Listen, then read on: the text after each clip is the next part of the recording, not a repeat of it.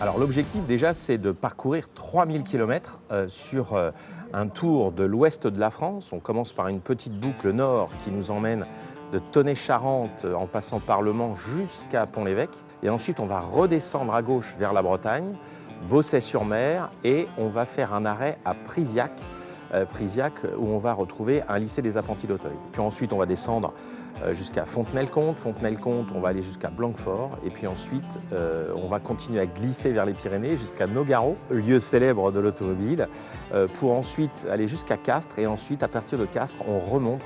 On va remonter vers Tonnay-Charente, donc en passant par Sarlat, Angoulême, et donc retour, donc à peu près 3000 km en une dizaine de jours.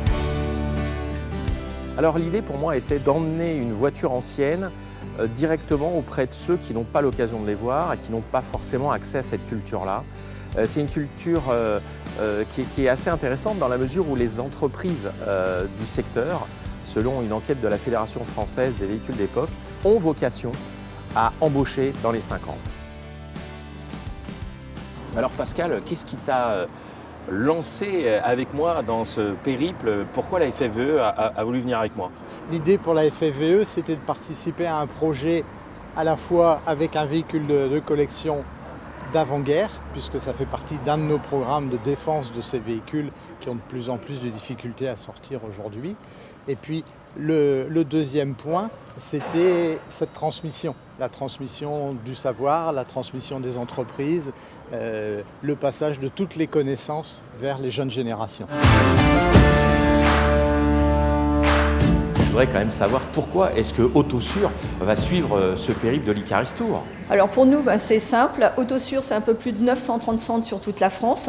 Une de nos priorités, c'est bien sûr la sécurité de tous les automobilistes, mais le plus important aussi, c'est de faire connaître un petit peu notre métier. Et nous, dans le contrôle technique, on recherche aussi des jeunes. Sur les 930 centres, on en a à peu près 400 qui sont avec Autosur classique. Donc là, on a obligatoirement des contrôleurs qui sont passionnés par l'automobile. Et donc, on t'accompagne sur ce beau périple parce qu'on pense qu'il y a des belles valeurs. Et les valeurs, ça, c'est important pour le réseau Autosur. Charles, toi, tu es directement concerné par la transmission puisque tu vas passer la main à ton fils. Et effectivement, donc, j'ai réussi à intégrer Pierre au sein de l'équipe, qui a donc 23 ans, donc, et qui fait partie des jeunes contrôleurs aujourd'hui, et puis une nouvelle contrôleuse qui vient d'arriver, qui est toute débutante, qui a 20 ans. Et ça, au sein d'Autosur, c'est ce qu'on essaye de faire au maximum, de former des jeunes, les passionner à notre passion. Ça permet de faire un métier qui change tous les jours et de discuter avec des passionnés.